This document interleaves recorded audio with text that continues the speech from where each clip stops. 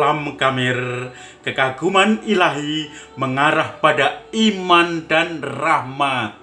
Saudara-saudari yang terkasih, sekarang saya membawa centong nasi dan juga alat untuk mengaduk nasi atau bahkan untuk mengaduk sayur, juga untuk goreng, sotil tapi dari kayu. Nah, dua alat ini mengingatkan saya pada memasak dan pada nasi. Dan kalau kita makan nasi hangat dengan sambal dan ikan asin, rasanya kenyang sekali dan nikmat, apalagi kalau lapar-lapar.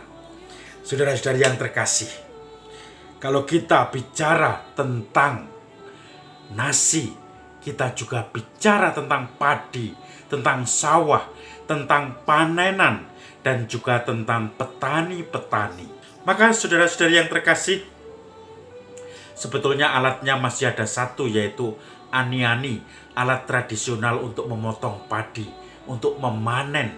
Dan itu menjadi hal yang menarik kalau ibu-ibu di kampung, di desa itu panen padi. Mereka dengan semangat dan cekatan itu motongi sampai sedikit luka-luka jarinya, tetapi itu sudah biasa bagi mereka. Dan kemudian dimasukkan ke dalam tenggok yang digendong di belakang. Nah, panenan itu menjadi nikmat. Hari ini Yesus berbicara tentang panenan. Yesus mengatakan, panenan memang banyak, tapi pekerja kurang. Maka mintalah pada Tuhan yang empunya panenan, supaya mengirim pekerja-pekerja itu.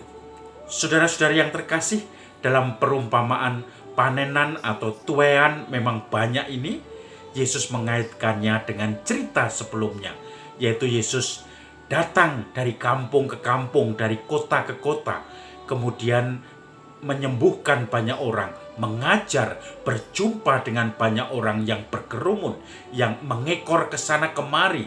Maka Yesus mengatakan, mereka ini seperti domba tanpa gembala. Dan mereka ini adalah tuaian yang melimpah, panenan yang melimpah. Tetapi pekerjanya kurang, karena pada waktu itu pimpinan-pimpinan agama, orang-orang yang harusnya bertugas memberikan makna hidup untuk masyarakat, malah justru sibuk dengan memperkaya diri, dengan urusan dirinya sendiri. Maka mereka seperti domba tanpa gembala. Yesus sendiri didatangi banyak orang, dan itulah yang dikatakan gembala kurang, panenan melimpah, tetapi pekerja untuk panenan itu kurang. Mintalah, maka kamu akan juga diberi oleh Bapa. Saudara-saudari yang terkasih, kenapa banyak orang berbondong-bondong mencari Yesus seperti domba tanpa gembala? Karena cerita sebelumnya, Yesus diceritakan menyembuhkan orang yang kerasukan setan. Dan orang yang kerasukan setan itu akhirnya bisu. Kemudian karena disembuhkan oleh Yesus, setan pergi, maka orang itu bisa berbicara lagi. Tetapi orang-orang pemimpin-pemimpin agama dan pemimpin-pemimpin masyarakat pada zaman itu sibuk dengan dirinya sendiri. Mereka menuduh Yesus yang bukan-bukan. Dia mengusir setan dengan penghulu setan. Maka Yesus tidak menanggapi mereka. Itulah sebabnya Yesus mengatakan mereka seperti domba tanpa gembala. Saudara-saudari yang terkasih, kita menerima kekristenan dari orang-orang barat, orang-orang Eropa, yaitu para misionaris. Kita ingat mungkin romo-romo yang kita kenal, entah dari Belanda, entah dari Jerman, entah dari Itali, entah dari manapun, yang jelas biasanya dari Eropa, masuk ke Indonesia menjadi misionaris, menyebarkan kabar keselamatan Tuhan untuk kita semua.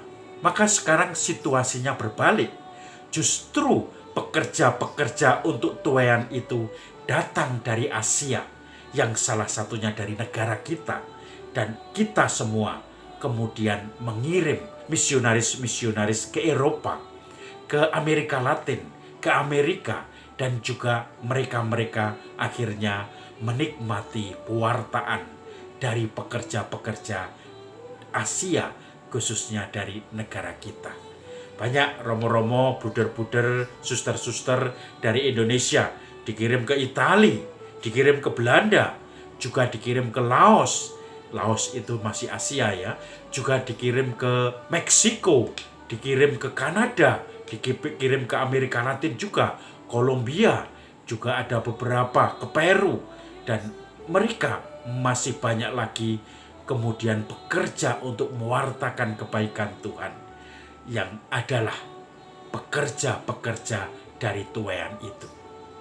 Saudara-saudari yang terkasih, tentu itu suatu dunia yang luas, melibatkan para misionaris, para suster, para romo, para bruder, tetangga kita mungkin, anak kita mungkin, bahkan juga kenalan kita yang tugas di luar negeri, di Eropa, juga masih di wilayah Asia seperti Myanmar, Vietnam, Kamboja, dan masih banyak lagi. Dan itu menandakan bahwa Tuhan mengabulkan permohonan kita. Tuaian memang banyak, dan kita mohon pekerja-pekerja yang kurang itu untuk menggenapinya. Lalu apa konteksnya untuk kita di kalangan kecil? Mungkin dalam keluarga-keluarga. Apakah kita juga layak menjadi pekerja-pekerja itu? Saudara-saudari yang terkasih, saya mengenal seorang guru. Dia di daerah yang terpencil, di mana umat Katoliknya hanyalah umat Katolik diaspora. Artinya apa? Diaspora mungkin hanya 3 atau 4 keluarga dan berjauhan. Kemudian mereka ketemu kadang-kadang saja untuk beribadat, bahkan untuk mungkin misa di rumah-rumah. Tetapi itu tidak rutin, dan mereka tentu saja harus berjuang di tengah masyarakat yang bukan Katolik. Guru itu dengan tekun, dengan setia, dia mempertahankan imannya. Bahkan ketika harus menjadi kepala sekolah dan ditawari untuk menjadi kepala sekolah, tetapi harus membayar, dia tidak mau. Pokoknya intinya, kalau memang saya dijadikan kepala sekolah, saya mau, tetapi tidak ada syarat-syarat di luar itu dengan sogok menyogok dan seterusnya. Suatu saat sekolahnya diminta untuk mengirim guru untuk mengikuti pelatihan di Semarang. Tetapi pada waktu itu tidak ada satu guru pun yang kosong, karena bertabrakan dengan acara, baik acara keluarga, acara kedinasan, dan acara-acara yang lain. Biasanya guru yang Katolik ini tidak pernah diikutkan untuk pelatihan-pelatihan sampai ke Semarang, sampai ke kota-kota lain atau di pusat provinsi. Tetapi karena pada waktu itu tidak ada satu wakil pun dari guru, kecuali orang Katolik itu, maka guru itu akhirnya dikirim. Dan tidak ada yang tahu, di luar dugaan, ternyata itu pelatihan untuk masuk atau menjadi kandidat kepala sekolah. Maka guru Katolik tadi lolos dengan segala verifikasi, segala ujian dalam pelatihan-pelatihan itu, dan akhirnya layak menjadi kepala sekolah. Dan kemudian dia tanpa membayar akhirnya diangkat menjadi kepala sekolah.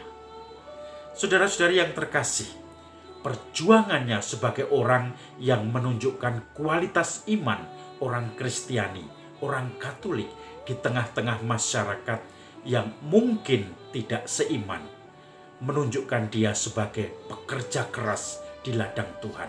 Dia tetap menyambangi guru-guru Katolik dari sekolah-sekolah lain, masih sering mengumpulkan, masih sering juga membahas masalah-masalah atau keprihatinan-keprihatinan, kekosongan dari guru-guru agama Katolik. Dan kemudian dia dengan sekuat tenaga berusaha membantu apapun yang terjadi. Siswa Katolik mendapatkan pelajaran agama Katolik dari orang-orang yang dikenalnya. Dia menjadi pekerja untuk ladang Tuhan yang berkelimpahan. Mungkin orang-orang Kristiani hanya sedikit, Tetapi banyak domba-domba yang belum mengenal Kristus.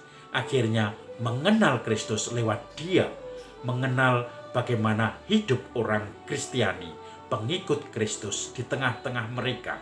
Dan dengan gigih, Bapak itu, guru itu memperjuangkan imannya, memperjuangkan idealismenya, dan akhirnya menjadi teladan bagi guru-guru yang ada di situ. Maka saudara-saudari yang terkasih, Anda pun bisa menjadi pekerja yang dikirim Tuhan untuk domba-domba yang tanpa gembala. Anda pun bisa menjadi gembala di tengah-tengah tanggung jawab yang diberikan Tuhan kepada Anda, yaitu dengan tetap menunjukkan kualitas murid Kristus dan memperjuangkan orang-orang yang mengikuti Kristus untuk mendapatkan haknya di dalam segala lini pendidikan, kesehatan, dan juga dalam pemerintahan. Maka saudara-saudari yang terkasih, dari entong, centong, kemudian nasi, kemudian tuaian atau panenan, pekerja, domba, gembala, akhirnya kita semua diutus menjadi pekerja-pekerja bagi tuaian Tuhan. Salam Kamir, kekaguman ilahi mengarah pada iman dan rahmat.